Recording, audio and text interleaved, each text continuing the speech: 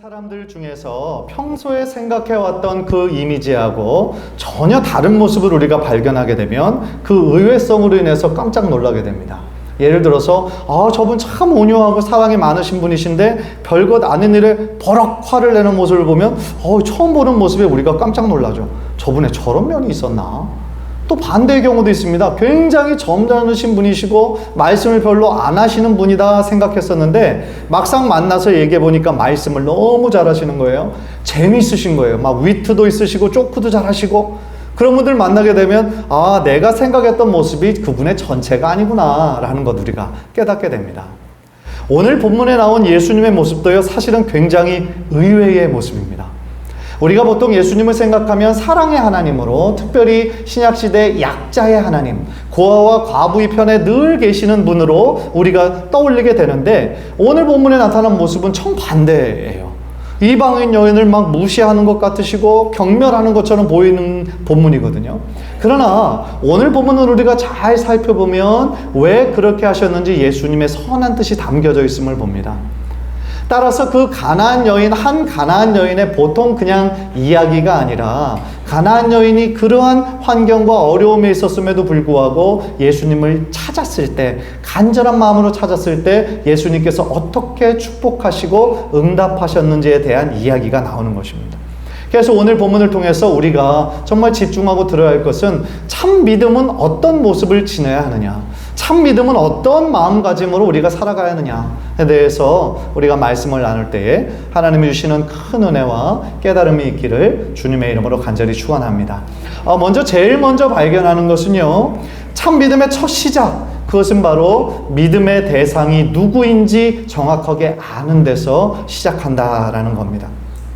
이 가나안 여인이 예수님을 부른 그 호칭을 살펴보면요, 22절에 주 다윗의 자손이여 나를 불쌍히 여기소서라고 그랬습니다. 그 당시에 많은 유대인들이 예수님을 선생님이라고 불렀어요. 랍비 이렇게 불렀습니다. 자기네들하고는 좀 다른 좀 지식과 어떤 위엄이 있는 것을 보고 랍비라고 존칭해서 불렀거든요. 그런데 이 이방인 여인, 가나안 여인은 지금 예수님을 랍비가 아니라 주님, 다윗의 자손이여 라고 고백하고 있습니다.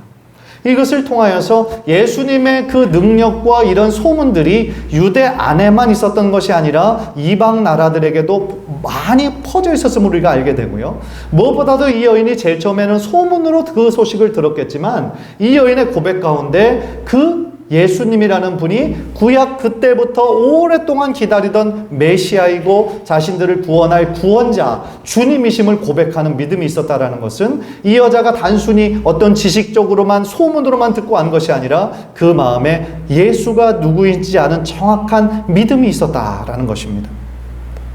예를 들어서 우리가 어떤 약을 먹어야 되는데 우리가 그 전에 먹던 거하고 비슷하게 생겼다라고 해서 그 약을 먹으면 어떻게 되겠어요? 그 위험한 일이죠. 왜냐하면 그 약이 정확한 용도도 모르는데 비슷하게 생겼다고 먹으면 이게 몸에 굉장히 해롭게 되기 때문에 그렇습니다. 만약에 여러분들이 수술을 받으셔야 되는데 지금 그 의사가 정말 어떤 정확한 그 라이센스가 있는 의사인지 탁월한 의사인지 그것도 모르고 무조건 우리들의 몸을 맡길 수가 없는 것과 똑같은 것입니다. 우리가 신앙생활을 한다고 하는 것은, 우리가 교회에 나와서 하나님께 예배한다라고 하는 것은 우리들의 믿음의 대상이 누구인지 아는 정확한 지식이 있어야 된다라는 겁니다. 이 지식은 물론 단순한 머리로만 아는 지식이 아니라 우리들의 체험적으로 하나님이 어떤 분이신지를 아는 그 믿음까지도 포함하고 있어야 된다라는 것입니다. 그럼 우리가 믿는, 구원자로 믿는 예수님은 어떤 분이십니까? 마태복음 16장 16절을 보니까 베드로가 이렇게 대답을 합니다. 주는 그리스도시요 살아계신 하나님의 아들이십니다. 베드로의 이 고백을 예수님께서 들으시고 기뻐하셨다 그랬어요. 왜 기뻐하셨을까요? 맞는 고백이거든요. 예수 그리스도는 그리스도십니다. 그러니까 우리를 죄에서 구원하실 구원자 되십니다. 그리고 살아계신 하나님의 아들이시라고 하는 그 고백이 베드로에게 있었다라는 거예요. 그렇다면 그 고백만 우리가 하면 끝나는 것인가? 아니에요. 그 고백은 첫 시작이고 우리들의 신앙과 믿음은 더욱더 성장해야 하는 것이 하나님의 뜻이라는 것입니다. 베드로서 3장 18절 우리 한번 화면을 통해서 다 함께 읽겠습니다. 시작. 오직 우리 주 곧 구주 예수 그리스도의 은혜와 그를 아는 지식에서 자라가라 라고 말씀합니다. 예수님의 은혜와 그를 아는 지식에서 멈추지 말고 그전 20년, 30년, 40년 전에 가지고 있던 그러한 고백에서 멈추지 말고 계속해서 자라가라 라고 말씀을 하고 있어요. 생각해 보세요. 몸은 성인인데 생각하는 것과 말하는 것은 여전히 어린아이에 불과하다면 정상이 아닙니다. 그렇죠? 무엇인가 문제가 있는 거예요. 마찬가지입니다. 우리들의 지금의 모습이 몇 년 우리가 예수님을 섬기고 교회를 다녔다, 내가 2대째다, 3대째다, 그게 중요한 것이 아니에요. 그게 중요한 것이 아니라 내가 정말 하나님을 사랑하고 내가 하나님을 아는 만큼 내가 주님을 순종하고 있는지, 내가 지금 하나님과의 사귐의 깊이가 있는지, 그게 중요하다라는 것입니다. 사랑하는 성도 여러분, 우리를 하나님께서 너무나 사랑해 주셔서 하나님을 우리를 구원해 주시고 하나님의 자녀 삼아 주신 것은 하나님의 전적인 은혜예요. 왜냐하면 우리가 한 것이 아무것도 없잖아요. 하나님의 선물로 우리가 예수님을 주님이라 고백했고 그 고백으로 인해 우리가 하나님의 자녀가 되었어요. 감사한 거죠. 너무 감사한 건데 문제는 그것까지만 공짜라는 거예요. 그것까지만 하나님께서 거저주신 거지, 그 이후로 우리들의 믿음이 계속하여 자라고 성장하기 위해서는 우리들의 노력이 필요하다라는 거예요. 하나님의 말씀을 부지런히 먹어야 되는 거예요. 어린아이가 부지런히 젖을 먹고 음식을 먹어야 성장하고 튼튼해지는 것처럼 우리 믿는 사람들도 예수님을 나의 주님으로 구원자로 고백하는 것은 그게 완성된 것이 아니라 믿음의 첫걸음인 것이고 영적인 아기인 거지, 계속 그 상태에 머물면 안 되는 거죠. 하나님의 말씀을 부지런히 먹고 공부하고 하나님의 말씀을 묵상하고 암송하는 우리들의 노력이 있을 때 우리들의 삶의 모습이 주님 기뻐하시는 온전한 청년의 모습으로, 성인의 모습으로 하나님 기쁘시게 하는 신앙이 될 줄 믿습니다. 그래서 우리들 모두가 그런, 내가 정말 신앙이 예전에 그 상태에서 머물러 있으면 안 되겠다, 내가 계속 주님 안에서 자라기를 원한다라는 마음과 결단이 있어야 된다는 거예요. 시편 119편 105절 보니까 주의 말씀은 내 발의 등이요 내 길의 빛이니이다 그랬어요. 내 발의 등이다. 무슨 뜻이에요? 매일매일 인생의 걸음걸음 지나갈 때마다 주님의 말씀이 내 길을 비춰주시는 그 등이 되십니다. 빛은 뭐예요? 내 인생의 목적과 목표, 내 인생의 끝이 하나님께서 비춰주신다라는 거예요. 그런데 여기서 얘기하는 그 빛이고 등은 뭐예요? 하나님의 말씀이라는 것입니다. 따라서 하나님의 말씀이 여러분들 매일매일의 삶에 힘이 되어주시고 지혜가 되어주시고 또 여러분들이 우리가 어디를 향하여 달려갈지를 알게 해주시는 하나님의 살아있는 말씀 의지하여 여러분들의 신앙생활이 정말 역동적으로 하나님을 향하여 달려가시는 귀한 은혜가 있기를 주님의 이름으로 간절히 축원합니다. 두 번째로요, 이 여인에게서 배울 수 있는 것은 참 믿음은 뭐냐? 환경과 상황에 지배받지 않는 거라는 겁니다. 사실 22절에 보니까 이 여인이 다윗의 자손이여 나를 불쌍히 여기소서 라고 간절히 외쳤으면 사실은 보통 구절에서 예수님께서 귀 기울이시고 응답하셨잖아요. 그런데 오늘 본문을 보니까 응답하지 않으세요. 아무런 말씀도 하지 않으세요. 무시하는 것처럼 보여요. 심지어 제자들도 뭐라고 그러냐면은 아유 예수님 저 여인이 계속 뒤에서 따라오며 시끄럽게 합니다. 보내세요. 이렇게 얘기합니다. 그러니까 뭐예요? 그 여인의 간절한 마음을 제자들도 모르고 지금 예수님도 전혀 응답하지 않으시는 거예요. 그런데 24절에서 주님이 말씀하시는데 뭐라고 얘기하시냐? 나는 이스라엘 집에 잃어버린 양 외에는 다른 데로 보내심을 받지 아니하노라. 너무 냉정한 말씀을 하시는 거죠. 물론 이 말씀은 예수님이 이방인의 영혼 구원에 대해 관심이 없다라는 뜻이 아니에요. 이거는 오해이고요. 예수님께서 1차적으로 하셔야 되는 일이 이스라엘의 영혼을 구원하는 일이라는 거예요. 아직 이방인 구원의 때가 시작이 안 됐다라는 뜻인 겁니다. 하나님께서 정하신 카이로스의 시간이 있거든요. 아직 때가 차지 않은 거예요. 그래서 지금은 이스라엘 백성들에게 집중해야 할 때라는 거죠. 그래서 예수님의 제자들을 파송하시면서도 마태복음 10장 5절 6절을 보니까 이방인의 길로도 가지 말고 사마리아의 고을에도 들어가지 말고 차라리 이스라엘 집에 잃어버린 양에게로 가라. 그렇게 말씀하신 거예요. 똑같은 이유로. 그런데 우리들은 그것을 알고 있지만 당시에 이 가나안 여인은 그것을 알 방법이 없잖아요. 자기 사랑하는 딸이 지금 귀신에 들려서 고침받기를 원하는 그 간절함이 너무 큰 거죠. 그런데 앞에서 지금 이런 장애물을 지금 만난 거예요. 제자들의 장애물도 큰 장애물이지만 믿고 왔는데 예수님은 전혀 응답하지 않으시고 무시하는 말씀을 하시니 큰 환경, 큰 장애물을 지금 만났다라는 거죠. 그런데요, 사실 우리들의 모습도 환경과 상황의 지배를 참 많이 받습니다. 우리들은 참 연약하기 때문에 눈에 보이는 어떤 상황과 환경에 따라 우리들의 마음이 이렇게 오르락내리락 할 때가 얼마나 많이 있는지 몰라요. 그래서 우리가 가장 흔히 사용하고 있는 핑계 중에 하나가 환경을 탓하는 거죠. 그러니까 잘 되면 내 탓이고 안 되면 누구 탓이라고 그래요? 안 되면 조상 탓이다 그래요. 그러니까 일이 잘 되면 자기가 열심히 하고 똑똑해서 이렇게 된 건데 안 되면 남의 탓이라는 거예요. 조상 탓이고 뭐 묘자리가 안 좋고 뭐 그때 동쪽으로 갔어야 되는데 서쪽으로 갔고 뭐 우리 집에 예수 믿는 며느리 들어오면서부터 막 일이 꼬이기 시작한다고 그러고 또 저 인간 때문이라고 그러고 우리는 자꾸 이렇게 남의 이렇게 손가락질 하는데 익숙하단 말이에요. 그러나 생각해 보십시오. 언제나 자신의 주변과 환경과 상황만 탓하는 사람은 그 사람은 앞으로 전진할 수 없어요. 과거에 붙잡혀 있어요. 과거의 아픔과 상처와 갈등에 그냥 발이 꽉 잡혀 있어요. 나가지를 못하는 거예요. 시선도 언제나 과거에만 머물러 있는 거예요. 환경뿐 아니에요. 때로는 사람이 우리들의 믿음 생활을 하는 데 있어서 장애물이 될 때도 있어요. 지금 이 자리에도 아마 아내분들만 교회 오시는 분들 계실 거예요. 혹시 여러분의 사랑하는 자녀들 지금 교회 안 다니는 사람이 있을 것이고 또 어떤 분들은 부모님 교회 안 다니시는 분들 계실 거예요. 여러분들의 가정에 여러분들이 유일한 예수 믿는 사람들이에요. 그런 가정이 있어요. 그러면 얼마나 힘들어요. 그죠? 신앙생활하기 힘들어요. 사실은 제 아내 가족도 딸들이 먼저 교회 다니기 시작하고 하나님 만나서 부모님을 전도한 그런 경우예요. 그래서 저희 장인어른 장모님 50이 훨씬 넘으셔서 나중에 예수님 믿기 시작하셨어요. 그런데 제일 처음 교회 다닐 때 제 아내도 얘기 들어보니까 아이고 장인어른이 그냥 장난 아니셨다고 그러더라고요. 성경책 막 찍고 어떤 때는 머리끄댕이도 잡고 막 하셨다는 거예요. 그런데 만약에 그렇게 됐을 때 그냥 딸들이 아유 안 나가면 되잖아. 만약에 이렇게 포기해버렸으면 어떻게 됐을까요? 그 가정이 아빠, 엄마 또한 친척들이 구원받게 되는 역사가 있었을까요? 일어날 수 없었죠. 여러분들 가정에 있어서도 마찬가지라는 거예요. 주 예수를 믿으라 그리하면 너와 내 집이 구원을 받으리라 그러셨단 말입니다.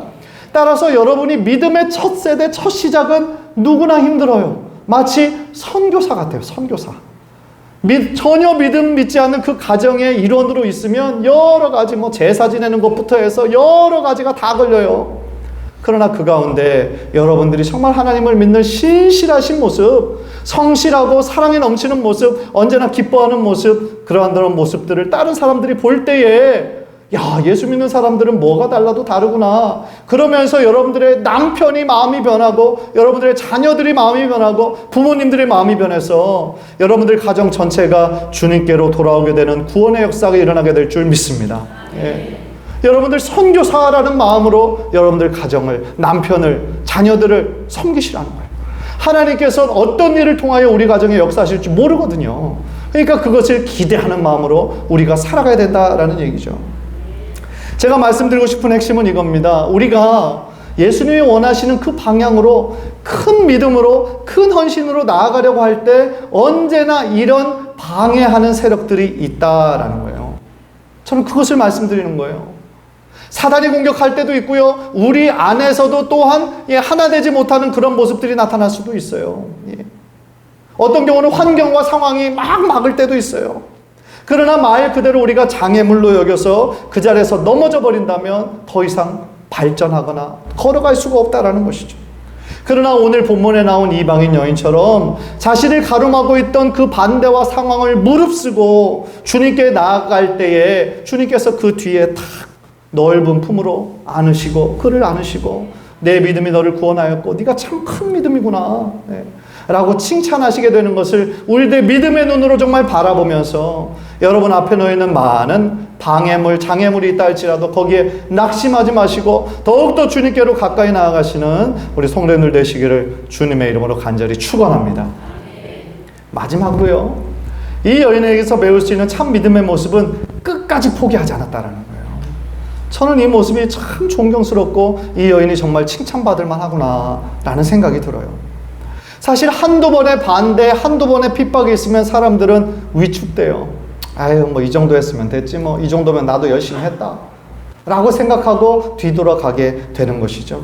그런데 이 여인을 보니까요, 예수님을 따라가서 절하며 주님께 간구했다라고 하는데, 절했다고 하는 것이 한 번으로 끝난 게 아니더라고요. 계속하며 예수님 따라가실 때마다 절하면서 자신을 불쌍히 여겨달라고, 자신의 사랑하는 딸이 지금 어려움에 있다고 지금 그렇게 고백했다라는 거예요.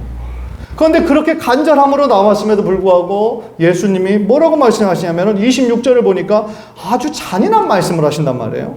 자녀의 떡을 취하여 개들에게 던짐이 마땅하지 아니하니라. 옛날이나 지금이나 개가 붙으면 좋은 뜻은 거의 없어요. 그렇죠? 거의 없어요. 근데 요즘 그 젊은 애들은 이것을 참 많이 쓰더라고요. 저희 둘째 아들이 이제 한국말도 잘 못하는데 학생부 수련회에 들어가서 막 얘기를 듣다가 막 놀다가 어느 날 집에 와가지고 아빠 나한테 애들이 개웃겨 그래. 그게 무슨 뜻이야? 그러니까 그거는 그냥 영어로 very 그냥 되게 웃긴다 그런 뜻이야. 내가 그렇게 설명해 줬어요. 뭐 아무거나 개를 막 붙이더라고요 요즘은. 근데 어쨌든 좋은 뜻은 아니에요. 그렇죠? 그런데 이때도 마찬가지였다는 거예요. 그게 모욕이었어요. 개들에게 던지는 것이 그것이 마땅하냐? 그러니까 그럼 그 여인이 뭐 그런 존재라는 거예요? 그러니까 예수님의 이 말씀 제일 처음에 봤을 때 막 우리들의 마음에도 막 이게 딱 거부감이 든단 말이에요. 그런데 예수님은 그 여인을 경멸하신 것이 아니에요. 경멸하신 것이 아니라 그 여자의 마음에 간절함이 있는 것을 이미 보셨어요. 그런데 예수님께서 그녀의 간절함에 응답하시기 전에 마지막으로 그녀의 믿음을 테스트하신 거예요. 테스트하셨어요. 그래서 그 여자의 믿음이 정말 이것을 극복할 수 있는지 아니면 그 자리에서 그냥 포기하고 돌아가 버릴 것인지 그거를 마지막으로 테스트하신 거죠. 그래서 어떻게 대처하는가 보신 거예요. 결국 예수님의 의도는 뭐냐면 내가 이렇게 경멸하고 어려움을 줬으니까 가라. 이게 목적이 아니라 그 여인이 그 어려움과 모욕과 그것을 극복하고 예수님께 더 가까이 나오는 것을 주님 원하셨다라는 거예요. 베드로전서 1장 6절 7절 보니까요. 너희가 여러 가지 시험으로 말미암아 잠깐 근심되지 않을 수 없으나 오히려 크게 기뻐하는도다. 너희 믿음의 확실함은 불로 연단하여도 없어질 금보다 더 귀하여 예수 그리스도께서 나타나실 때에 칭찬과 영광과 존귀를 얻게 할 것이니라. 예전에 신약시대에 그 핍박이 넘치던 그 시대에만 해당되는 말씀이 아니라 오늘날 우리들에게도 똑같이 해당하는 말씀이세요. 우리들에게도 늘 믿음의 시험이 있어요. 여러분들 한 분 한 분에게도 믿음의 시험이 있어요.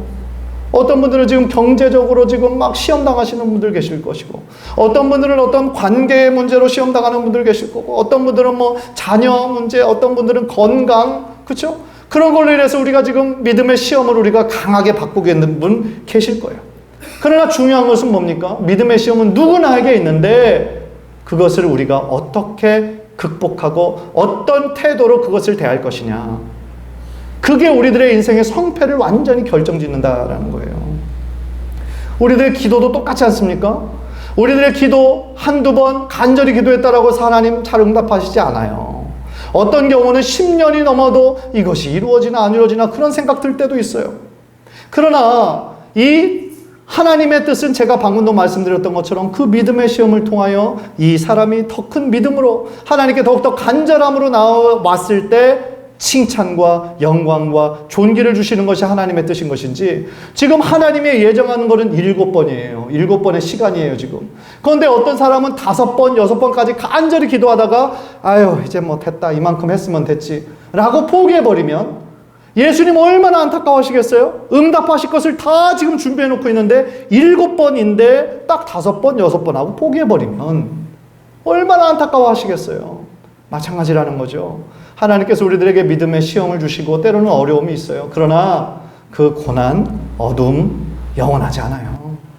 시간이 지나면 그것 없어지게 돼 있어요. 하나님의 정하신 그 때가 지나면 하나님의 축복의 때, 기쁨의 때가 여러분의 삶에 주어질 줄 믿습니다. 예. 그것을 믿는 믿음의 고백이 우리들로 하여금 나오기를 주님 원하시는 거예요. 그래서 그 여인은요, 아이고 내가 뭐 차라리 집에 있을걸, 내가 뭐지 이렇게 불쌍한 처지에 있는데 나를 이렇게 모욕하다니, 그러면서 돌아가지 않았어요. 27절을 보니까 너무너무 놀라운 신앙 고백을 하는 거예요. 여자가 이르되 주여 올소이다마는 개들도 제 주인의 상에서 떨어지는 부스러기를 먹나이다. 이거 무슨 얘기예요? 맞습니다. 저는 하나님의 은혜를 받을 만한 아무런 자격도 없는 사람입니다. 이방인에 불과합니다. 그러나 부스러기나마, 작은 조각이나마 하나님의 은혜를 맛보고 싶습니다. 그렇게 나아갔던 거예요. 그 겸손함, 그 인내, 그것을 보시고 예수님께서는 그 여인에게 뭐라고 칭찬하셨냐면 드디어 여자여 내 믿음이 크도다. 내 소원대로 되리라 그러셨던 거예요. 즉 예수님의 그 믿음의 시험에 이 여인은 인내함으로 끝까지 포기하지 않으므로 멋지게 통과했다라는 것입니다. 지금 여러분들이 당하고 있는 많은 믿음의 시험이 있을 거라고 제가 말씀을 드렸어요. 그러나 지금 여러분들이 싸우는 그 싸움이요, 절대로 여러분 혼자만의 싸움은 아닙니다. 외로워하실 필요 없어요. 우리들 믿음의 선진들이 이미 다 겪었어요. 이미 다 겪고 또한 우리가 그것을 이길 수 있도록 응원하고 있는 거예요. 하늘에 계신 예수님뿐만 아니라 우리 안에 계신 성령님도 우리를 응원하고 계세요. 잘 이겨내라고, 조금만 더 힘을 내라고 말씀하고 계시다는 말입니다. 그래서 그 고통의 시간이 다 마쳤을 때에 아까 베드로후서의 말씀처럼 더 큰 칭찬과 영광과 존귀를 얻게 될 줄 믿습니다. 혹시 여러분들 닉 부이치치라는 사람 아십니까? 닉 부이치치 사진을 한번 좀 보여주시면 좋을 것 같아요. 닉 부이치치라는 사람이 있어요. 한 몇 년 전부터 이제 한국의 그 힐링 캠프라는 TV 프로그램에도 나오고 책도 나오고 여러 교회에 이렇게 다니면서 또 교회뿐만 아니라 일반 그 세상에서도 많이 이렇게 불러다니면서 간증하고 다니는 희망 전도사라는 별명이 붙은 사람이에요. 이 사람을 딱 보시면 아시겠지만 두 팔이 없어요. 다리도 없어요. 두 다리도. 예, 그러니까 제일 처음 태어날 때부터 두 팔 두 다리가 없이 굉장히 기형적으로 태어난 거예요. 그런데 생각해 보세요. 부모의 입장에서 생각해 봤을 때 제일 처음 보고 얼마나 놀랐겠어요. 얼마나 절망했겠어요. 이 아이가 평생 나의 도움 없이 살아갈 수 있을까? 당장 어디 지금 보내야 되는 거 아닌가? 얘 어떻게 사나? 예, 그런 생각 왜 안 했겠어요? 그런데 그 부모가 너무 훌륭한 부모였고 신앙의 부모였어요. 그래서 아기 때부터 누구의 도움 없이도 혼자 스스로 할 수 있는 훈련을 철저하게 시킨 거예요. 그런데 생각해 보세요. 한 팔만 없어도 그거 재활하려면 수년이 걸려요. 한 다리가 없어도 얼마나 불편하고 재활하는데 얼마나 오랜 시간이 걸리겠어요. 그런데 두 팔 두 다리가 다 없으니 자신의 힘으로 일어나지도 못하고 먹지도 못하고 화장실 가지도 못하고 아무것도 못하는 사람이잖아요. 그런데 이 아이를 학교에 보냈어요. 이 부모가 담대함으로. 그런데 학교들 아이들 어린 아이들이 그런 배려가 있나요? 없죠. 처음 보는 아이의 모습에 막 비웃고 어우 이상하다 가까이 하지 않고 조롱하고. 그러니까 이 아이가 너무너무 마음이 아파가지고 하나님 내 팔 다리 좀 나게 해주세요. 그렇게 기도했대요. 간절히 기도했는데 두 팔 두 다리가 쑥 나오지 않았어요. 그런데 그래서 10살 때 이 닉 부이치치가 내가 필요 없는 인생이구나. 나는 태어나지 말아야 될 인생이구나 생각해서 자살을 하려고 한 거예요. 자기 자신을 그냥 어디다 던져버린 거예요. 근데 실패해요. 또 다르게 막 약을 먹어도 실패해요. 그런데 그런 방황의 시간을 보내다가 어느 순간에 예수님을 만나요. 예수님을 인격적으로 만나서 예수님께서 나의 이 모습 이대로 나를 존귀한 형상으로 지으셨음을 깨달아요. 그래서 나의 이 모습이 하나님의 분명한 선한 목적이 있는 존재라는 것을 깨달아요. 그래서 그때까지는 있던 그의 절망이 이제는 기쁨으로 변하고 다른 사람들에게 정말 절망 없이 그렇게 살아가는 사람들, 불평하고 불행하게 사는 사람들에게 다니면서 행복을, 주님 안에서의 행복을 막 전달하는 그런 행복 전도사가 된 거예요. 그래서 그 사람이 닉 부이치치가 뭐라고 지금 주님을 믿는 사람들뿐만 아니라 하나님 믿지 않는 사람들에게도 도전하는 것이 있어요. 그게 뭐냐면 다른 장애보다 가장 큰 장애는 당신 마음에 있는 장애입니다. 팔다리 없는 것보다 더 심각한 것은 당신 마음의 장애입니다. 나는 안 된다라고 생각하고 나는 불행하다라고 생각하고 나는 저주받았다라고 생각하고 그렇게 생각하는 그것이 문제인 것이지 하나님은 당신을 향해 선하게 창조하셨고 선한 목적이 있음을 막 전할 때 그의 닉 부이치치의 그냥 모습만으로 인해서 막 사람들이 막 치유함을 받고 회복되는 그러한 은혜가 지금도 얼마나 많이 일어나고 있는지 몰라요. 하나님의 도구로 쓰임받는다는 거 참 귀한 일이죠. 그래서 지금 이 모습 보면 아이고 어떻게 뭐 결혼을 하겠나 이런 생각 하잖아요. 그런데 몇 년 전에 아주 아름다운 여성 만나서 결혼하고 또 지금 자녀들도 있고 얼마나 행복하게 잘 하나님의 뜻 가운데 사는지 몰라요. 마찬가지입니다. 정말 우리들의 삶에 많은 문제와 많은 갈등과 아픔들이 있지만 정말 중요한 것은 내가 그것을 자꾸 비관적으로 바라보고 내가 못하는 것만 포커스하고 자꾸 다른 사람들과 비교해서 나를 열등하게 생각하고 정말 불행하다라고 생각하면 그거는 하나님께서 우리를 가장 완벽하게 창조하신 하나님의 마음에 안타깝게 아프게 하는 그런 행동이라는 거죠. 하나님께서 이미 우리들에게 주신 하나님의 축복과 은사들과 또한 우리에게 허락해 주신 가정과 이러한 모든 것들 주신 것들에 감사함으로 하나님 앞에 나아갈 때에 우리들의 삶에 참 행복과 참 감사가 흘러 넘치게 될 줄 믿습니다. 간절히 바라기는 우리들의 삶에 많은 어려움을 만난다고 할지라도 낙심하거나 그 환경과 상황 때문에 포기하지 말고 오늘 본문에 나온 가나안 여인처럼 더 간절한 마음으로 주님을 찾고 주님께 나아가 마침내 여러분 한 분 한 분 모두에게 사랑하는 딸아, 사랑하는 아들아, 네 믿음이 참 크도다. 내 소원대로 되리라. 는 그런 응답을 모두 다 받으시는 우리 성도님들 되시기를 주님의 이름으로 간절히 축원합니다.